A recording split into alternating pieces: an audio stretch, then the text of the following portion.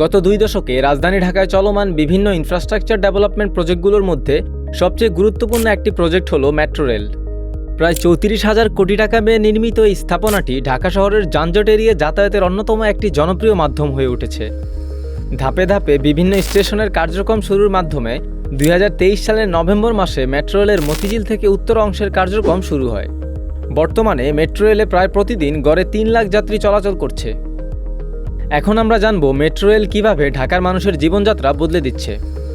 2005 সালে ঢাকায় আধুনিক যোগাযোগ ব্যবস্থা ডেভেলপ করার জন্য স্ট্র্যাটেজিক ট্রান্সপোর্ট প্ল্যান তৈরি করা হয়, যার মধ্যে অন্যতম গুরুত্বপূর্ণ একটি অংশ ছিল এই মেট্রো রেল।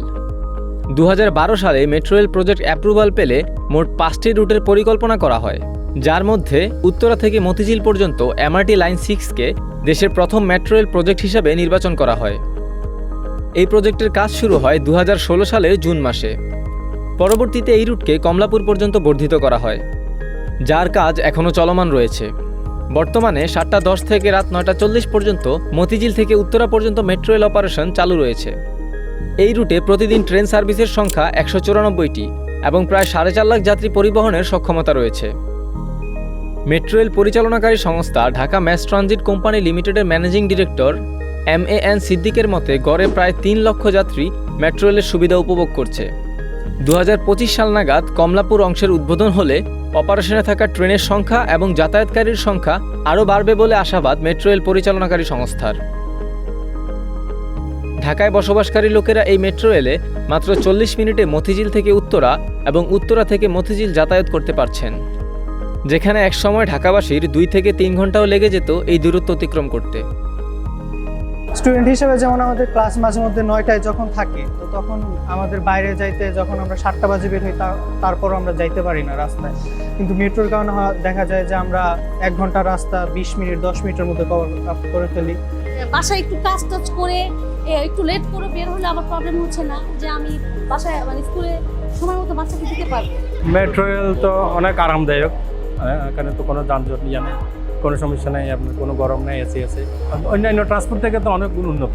দেখা গেছে আমার 3 ঘন্টা সময় লাগতো, সে জায়গায় আমি 1 ঘন্টায় পৌঁছতে পারতেছি, এর ফাঁকে অন্য কোনো একটা কাজ করে বাইরে আসতে পারতেছি। মেট্রো রেল যে শুধুমাত্র মানুষের সময় বাঁচিয়ে দিচ্ছে তাই নয়, এর পাশাপাশি স্টেশনগুলোর আশেপাশের এলাকাগুলোর নাগরিক, কর্মজীবী, ব্যবসায়ী সহ নানা শ্রেণীর পেশার মানুষদের জীবনযাত্রায় এসেছে ব্যাপক পরিবর্তন। জনজীবনে এক স্বস্তির নামে পরিণত হয়েছে মেট্রো রেল।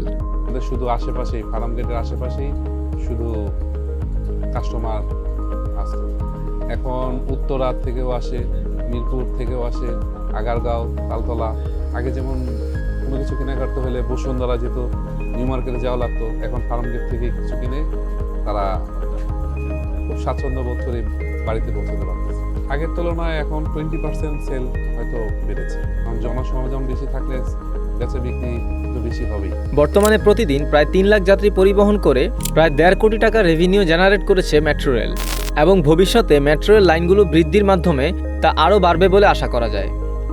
অর্থাৎ বছরে প্রায় 500 কোটি টাকার মতো রেভিনিউ জেনারেট করা সম্ভব শুধুমাত্র যাত্রীদের কাছে টিকিট বিক্রি করে।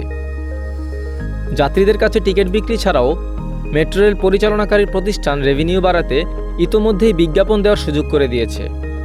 এর মধ্যেই মেট্রো রেলের বগিতে বিভিন্ন ব্র্যান্ড নিজেদের পণ্যের বিজ্ঞাপন শুরু করেছে।